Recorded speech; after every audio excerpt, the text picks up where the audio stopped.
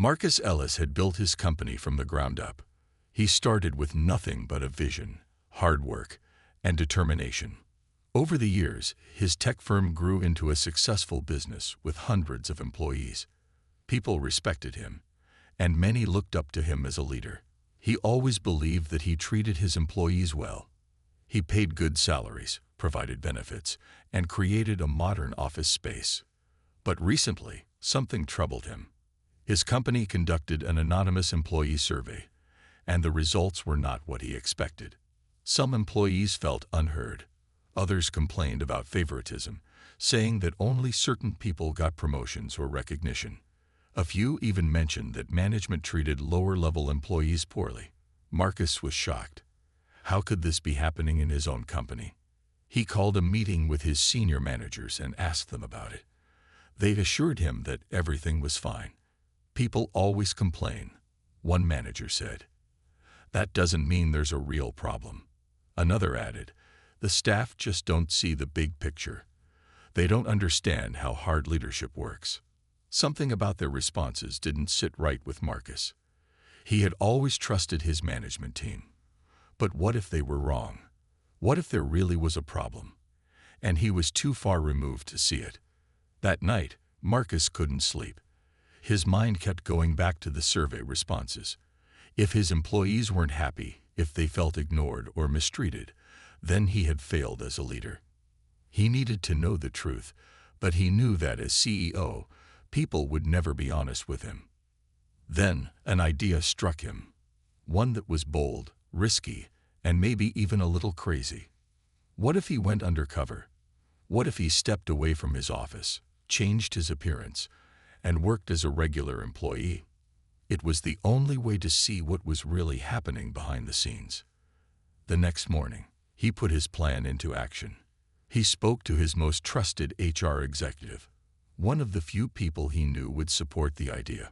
Together, they created a fake identity for him. Mark Evans, a newly hired receptionist. They adjusted company records to show that he was a temporary hire, someone no one would pay much attention to. Marcus changed his look. He dressed in simple clothes, wore glasses, and trimmed his beard differently. He even adopted a slightly different way of speaking. When he looked in the mirror, he barely recognized himself. As he walked into the office on his first day as Mark Evans, no one gave him a second glance. For the first time, he wasn't the CEO. He was just another employee, standing behind the reception desk, answering phones and watching everything around him. What he was about to discover would change everything he thought he knew about his company and about the people who worked for him. Marcus sat at the receptionist's desk, feeling a little nervous. It had been years since he had done a regular job like this. As CEO, he was used to making big decisions, handling meetings, and focusing on growth. Now he was answering phones, greeting visitors, and handling small office tasks. It felt strange, but he reminded himself why he was here, to learn the truth. His first few hours were an eye-opener. The job seemed simple, but it wasn't. Calls kept coming in, and he had to transfer them to the right people quickly. Some callers were polite, while others were impatient, acting as if he wasn't important. Employees walked past his desk without even looking at him. A few smiled, but most were too busy to notice the new receptionist. A woman from the finance department came to the desk. She looked at him, sighed, and asked, "You're new, right? Do you even know what you're doing?" Before Marcus could answer, she shoved a stack of papers toward him. "Send these to the director's office." Without another word, she walked away. Marcus was surprised. He had never seen this side of his employees before. As CEO, people treated him with respect. But as a receptionist, he was just another worker, someone they didn't need to be polite to. As the day went on, he noticed more things. A young intern accidentally dropped some files in the hallway. Instead of helping, a senior employee just stepped around him and kept walking. The intern scrambled to pick everything up, while others ignored him. Marcus wanted to step in, but he reminded himself to stay in character. He had to see how people really behaved when they thought no one important was watching. During lunch, Marcus sat in the break room, hoping to get to know his coworkers. A few other employees were sitting together, chatting. He introduced himself, but the conversation was brief. They talked among themselves and barely included him. He realized that lower-level employees, like receptionists and assistants, were often overlooked. But not everyone was like that. One of the janitors, an older man named Robert, sat down next to him. "You're the new guy, huh?" Robert said with a friendly smile. "This place can be tough, but don't let it get to you." Marcus appreciated the kindness. He asked Robert how long he had been working there. "Almost 15 years, Robert said. "I've seen a lot of changes, some good, some not so good, but at the end of the day, it's the people who make a company great." Marcus nodded, thinking about his own role as CEO. He had always believed his company was a great place to work, but now he wasn't so sure. By the end of his first day, he had already learned more than he expected. Some employees were kind and hardworking. Others were rude or indifferent, and the way people treated him, now that he was just a receptionist, was nothing like how they treated him as CEO. He had only just begun, but he already knew one thing. This experiment was going to change everything. The next morning, Marcus arrived early and took his place at the receptionist's desk. He had barely settled in when a senior manager walked past him, talking loudly on the phone. The man didn't even acknowledge Marcus, as if he didn't exist. A few minutes later, a different manager approached the desk. "I need these reports printed and sent to my office," she said, placing a folder on the counter. Marcus looked at the folder. "I think the printing department handles that," he said politely. She sighed in frustration. "Then walk over there and tell them. Isn't that your job?" Without waiting for an answer, she turned and walked away. Marcus was taken aback. He had never seen this side of his managers before. He had always believed his leadership team treated everyone with respect, but now he was experiencing something different. As CEO, people always spoke to him with professionalism, but as a receptionist, he was just another worker to order around. As the morning went on, he continued observing. He noticed that many lower-level employees, like receptionists, janitors, and assistants, were often overlooked or treated as unimportant. No one greeted them, no one asked how they were doing, and no one seemed to care about their workload. At lunchtime, Marcus decided to visit the cafeteria. He carried his tray to a table where a group of employees were talking. He sat down quietly, listening to their conversation. They didn't know who he really was, and he wanted to hear what they had to say. One employee sighed. "I've been working here for 3 years, and I still haven't gotten a raise," she said. Another nodded. "Yeah, but have you noticed who does get promoted? It's always the same type of people. If you're not in good with the managers, forget about it." Marcus felt a heavy weight in his chest. He had always believed promotions were based on hard work, but these employees clearly thought otherwise. Had favoritism become a problem in his company? Later that afternoon, he saw something else that troubled him. A young assistant was struggling to carry a large stack of boxes. She looked around, hoping someone would help, but no one did. Finally, Marcus stepped in. "Let me get that for you," he said, lifting the boxes. She looked surprised. "Wow, thanks." "No one ever helps," she admitted. "No one?" Marcus asked. She shook her head. "Not really. People are too busy, or they don't think it's their job." Marcus felt a knot in his stomach. Was this how his company really worked? People ignoring each other, treating lower-level employees as invisible. He had spent years building a company he thought was fair and respectful, but now he wasn't so sure. As he sat back down at his desk, he realized something important. His employees weren't lazy or ungrateful. They were frustrated, and he was beginning to understand why. As the days passed, Marcus paid closer attention to the people who kept the company running but rarely got noticed. The receptionists, janitors, assistants, and its staff worked tirelessly behind the scenes, yet no one seemed to appreciate their efforts. One morning, he arrived early and saw Robert, the janitor, already busy cleaning the office. Marcus greeted him. "You're here early." Robert chuckled. "I have to be. If I don't clean up before everyone gets in, they'll just complain about the mess." Marcus thought about that. He had never considered how much work went into keeping the office clean. No one thanked the janitors, but everyone expected spotless floors and empty trash bins. Later that day, he noticed Lisa, a receptionist, answering calls nonstop. She handled every situation with patience, even when people were rude. At one point, a frustrated client called, demanding to speak to a manager. When Lisa transferred the call, the manager snapped at her, saying, "Don't bother me with this nonsense next time." Lisa sighed but didn't say anything. Marcus leaned over and whispered, "Does that happen a lot?" She gave a small smile. "More than you think." Marcus felt a growing sense of frustration. The people who worked the hardest were often the ones treated the worst. In the IT department, he met Sam, a technician who was fixing a computer. "Busy day?" Marcus asked. Sam laughed.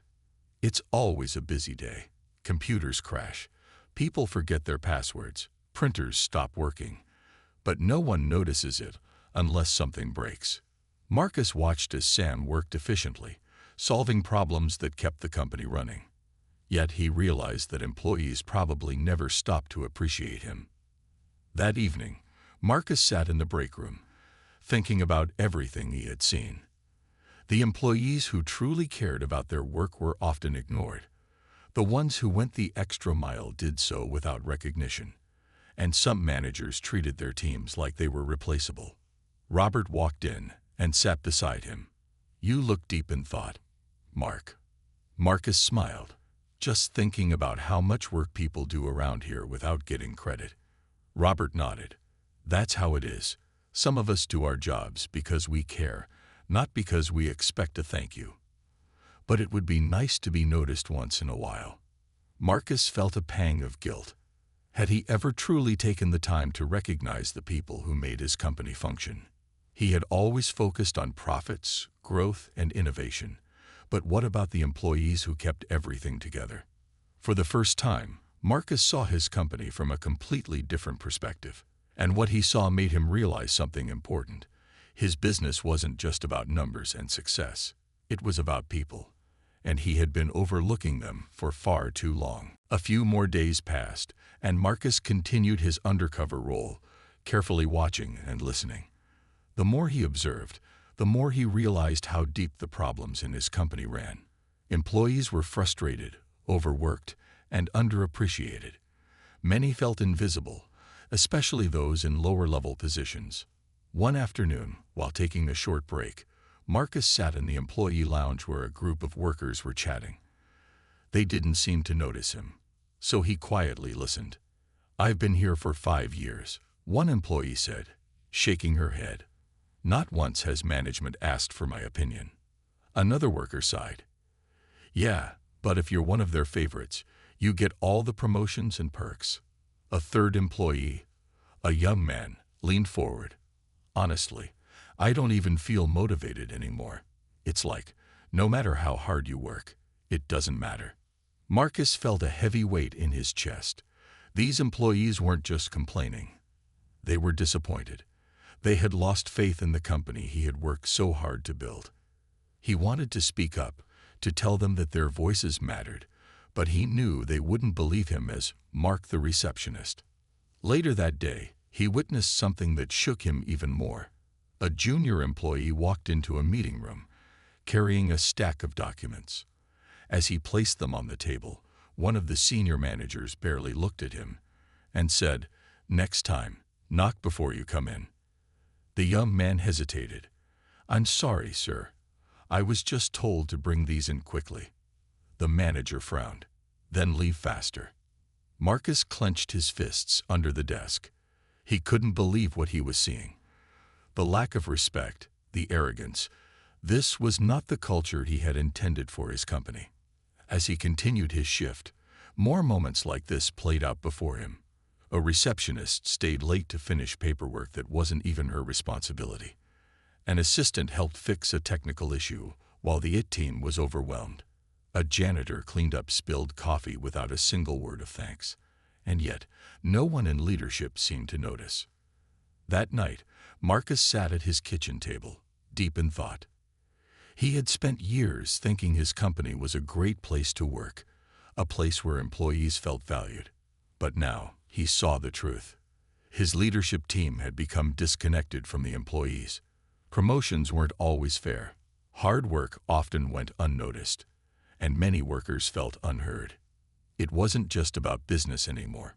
It was about people, the people who made his company successful but weren't being treated with respect. Marcus knew he couldn't stay silent. He had come undercover to find the truth. Now, it was time to do something about it. The next morning, Marcus arrived at work with a clear goal. He needed to see more, understand more, before he made any decisions. He had already seen enough to know that his company had problems, but he wanted to make sure he wasn't jumping to conclusions. As he sat at the receptionist's desk, he noticed an employee rushing toward him. It was the young intern he had seen struggling with the dropped files a few days earlier. The intern looked nervous as he asked, "Do you know if Mr. Collins is in his office?" Marcus recognized the name. Collins was one of his senior managers. "I think so," he replied. "Everything okay?" The intern hesitated, looking down. "I was supposed to send him a report last night, but my computer crashed, and I couldn't finish it in time. Now, I think he's going to fire me." Marcus frowned. "Did you explain what happened?" The intern gave a small, sad laugh. "They don't really care about explanations." Just then, Collins stepped into the lobby, his eyes scanning the room. When he spotted the intern, he sighed. "Do you have my report or not?" The intern swallowed hard. "Sir, Collins held up a hand. "Save it. If you can't meet a deadline, maybe this internship isn't for you." Marcus felt a surge of frustration. This wasn't leadership. This was intimidation. He wanted to step in, but he knew he had to remain in character. The intern looked like he wanted to say something but simply nodded and walked away. Marcus clenched his jaw. Was this how young employees were treated? Instead of guiding them, leaders simply dismissed them. As the day continued, Marcus saw even more signs of the toxic environment. Employees avoided managers out of fear. Some workers took on extra tasks without complaining, but it was clear they were exhausted. And whenever something went wrong, instead of problem solving, managers simply blamed their teams. During lunch, Marcus sat with Robert, the janitor, again. He had come to appreciate Robert's honest views. "Robert, have things always been like this?" Marcus asked. Robert leaned back, thinking. "No. Years ago, this place was different. People looked out for each other. But as the company grew, management changed. It became less about people and more about numbers." Marcus sighed. He had spent years focusing on growing the business, but in the process, something important had been lost. His company wasn't just a brand or a product. It was made up of people, people who deserved to be treated with respect. That night, as Marcus sat in his office at home, he made his decision. It was time to step out of the shadows. It was time to return as CEO. And when he did, things were going to change. The next morning, Marcus walked into the office. But this time, he wasn't the receptionist. He was the CEO. His disguise experiment was over, and now it was time to take action. As he stepped into the main hallway, employees glanced at him in confusion. Some whispered to each other, trying to understand why the receptionist was suddenly walking with so much confidence. Then one of the senior managers, Mr. Collins, spotted him. "Excuse me, why are you walking around like that? Shouldn't you be at the front desk?" he asked, his tone sharp. Marcus turned to face him, his expression calm but firm. "Actually, I won't be sitting there today," he said, "because I am the CEO of this company." A wave of shock passed through the room. Some employees gasped. Others exchanged wide-eyed glances. Collins took a step back, his face pale. "What?" he stammered. Marcus nodded. "I went undercover as a receptionist to see how things really work here. And what I saw shocked me." By now, the office had gone silent. More employees gathered around, curious to hear what was happening.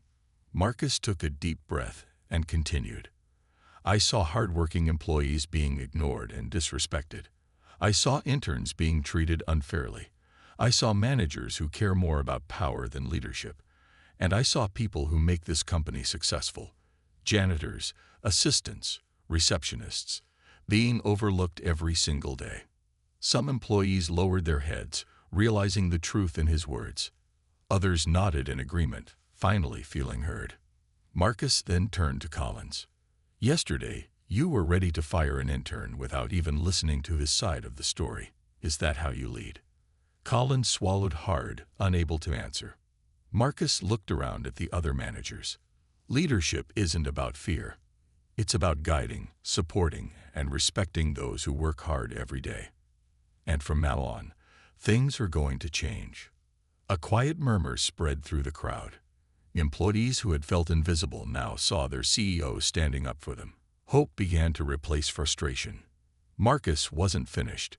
"Starting today, we will be reviewing our promotion and reward systems. Hard work will be recognized. Respect will not be optional. And if any manager thinks they are too important to treat employees with kindness, they don't belong in this company." Collins and a few others shifted uncomfortably. They knew their power was slipping away. Then, to Marcus's surprise, Robert, the janitor, stepped forward. "Sir, I've worked here for 15 years, and I'd never seen a CEO do what you just did. Thank you." A moment of silence followed. Then employees began clapping. It started with a few, then grew until the entire office was filled with applause. Marcus felt something he hadn't in a long time. Pride, not just in his company, but in the people who made it great. Over the next few weeks, Marcus put his plan into action. He didn't just want to talk about change. He wanted to make it happen. The first thing he did was call a meeting with his leadership team. As they sat around the conference table, some looked nervous. They knew things were about to be different. Marcus stood at the front of the room. "This company was built on hard work, but somewhere along the way, we forgot who makes that possible," he said. "That stops today." He then introduced new policies. Employees at all levels would be treated with respect. Regular feedback sessions would be held so workers could voice their concerns. Promotions would be based on performance, not favoritism. And any manager caught mistreating their team would face consequences. Some managers protested at first. "But sir, we've always done things this way," one said. Marcus shook his head. "And that's exactly why we need to change." To ensure things improved, Marcus made surprise visits to different departments. He spoke to employees directly, asking about their experiences. At first, some were hesitant, unsure if they could trust him. But as the days passed, they saw that he truly cared. One day, he visited the IT department. "Sam, I remember you saying no one notices it unless something breaks," Marcus said with a smile. "Well, I notice. And I want to make sure your department has what it needs to succeed." Sam was shocked but grateful. "Thank you, sir. That means a lot." In the cafeteria, Marcus sat with the receptionists and assistants, listening to their challenges. He assured them that from now on, they wouldn't be overlooked. Employees slowly began to believe in the changes. The workplace atmosphere shifted. People felt valued. Productivity improved, not because they were forced to work harder, but because they wanted to. One afternoon, Marcus received a knock on his office door. It was Lisa, the receptionist. She smiled. "Sir, I just wanted to say, things feel different now. Better. Thank you." Marcus nodded. "It's just the beginning, Lisa. You and every employee here deserve to be treated with respect." As she left, Robert, the janitor, walked in. "You know," he said with a grin, "I think this company is finally heading in the right direction." Marcus chuckled. "I think so too, Robert." Looking out his office window, he saw a workplace that was finally becoming what he had always dreamed it would be, a company where every worker mattered.